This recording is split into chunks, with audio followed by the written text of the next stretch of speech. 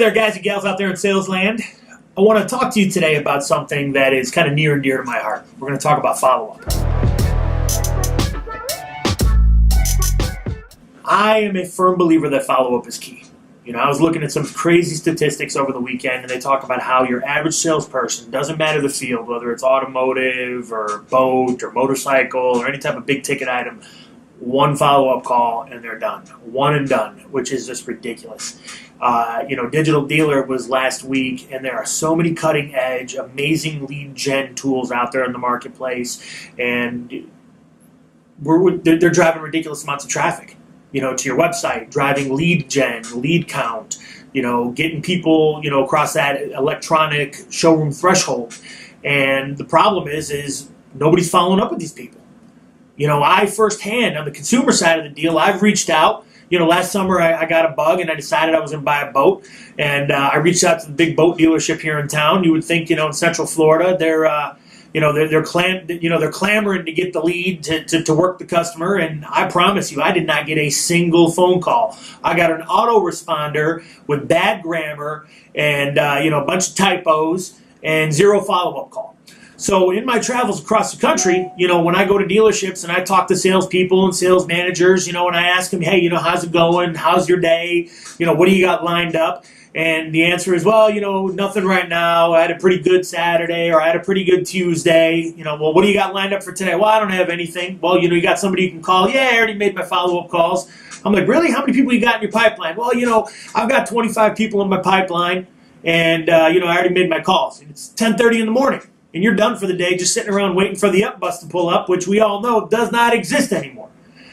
So my thought is pick up the phone and follow up with these people. Reach them via social. Reach them via, LinkedIn, Facebook, Instagram, Snap, whatever it is. You got to find them. Find where they live and get to them. Text them. Call them on their cell phone. They don't answer your phone, the dealership phone, call them from your cell phone. Call them from another number. Get them on the horn. Find out what's up. It's amazing how many times I've talked to a customer that would send me a lead. I would call them on the number. They wouldn't answer the store line, but I'd have to do the Playhouse 90 and get them on the phone through a different line. And once I get them, then they start opening up. It's almost like they submit the lead and they're afraid to answer the phone afterwards. So you got to follow up with these people, and you got to be a ninja about this. You can't just take the one approach. All right, sitting at the desk, robotic lead comes in, dial once, hang up the phone. All right, let me set the tickler. I'll follow up again tomorrow. I'll make that one obligatory phone call, get my sales manager off my ass. No, man, this is your business. You need to follow up with these people till they buy or they die. It takes 5 to 10 times worth of follow-up, 5 to 10 contact points to try to put something together with a customer. You got to follow them. Get a hold of them until they tell you to stop calling, until they call your manager to complain that you're becoming a nuisance. You need to follow up. That is the key. At my stores, I used to give a guy $20 if I had a customer call to tell me that the salesperson was becoming a harassing individual. What that meant to me is my guy or gal, they were doing what they were supposed to do. This is not a show-up business. I don't care what kind of sales you're in. This is not a show-up business. You need to come to work with a plan and execute. And the only way you make things happen is when you're talking to the customer, you're making something happen. Little Louie in the next cubicle over there, you're having coffee with him. I promise you, he ain't buying nothing from you. Okay? Get on the phone, get on the internet, get on social, text these people, find them, get a hold of them. All right? You got a guy who sent you a lead in his store, his office is down the block, pop in. I do it all the time when I'm on the road trying to find business.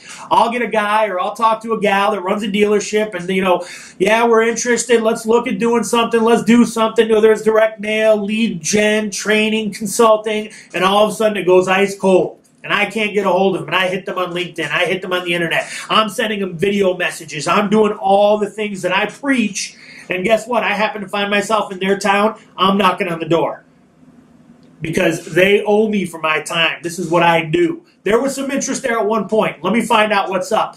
Did my competitor do a better job than me? You know what? It happens. But at least now I know that case is closed and I can move on in life.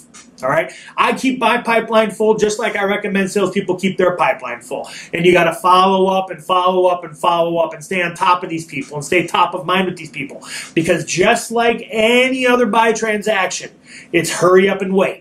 But you got to stay on top, stay in front of them, and give them a compelling reason to do business with you. And people do business with people they like. I don't care what anybody says. This is still a people-to-people business. Sales 101. Okay, I can go buy one product from the Target. I can go buy another product at Walmart. Same product in either location. I go to a Target because I like the environment and I like the quality of the customer service, even if I spend a little bit more. And I know I'm reducing it to the ridiculous, but you know what? If I'm going to spend an extra $2, I'll go with somebody I like. Even the same thing applies if I'm going to spend $1,000 or $2,000 more. I'm going to go do business with people that I like.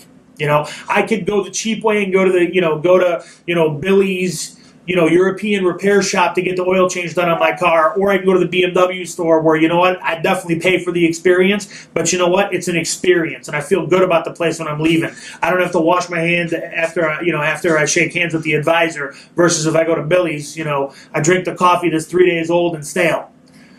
So follow up with your people, give them a reason to do business with you, and you know what? Be a human being. Stay on top of it, all right? Go to work.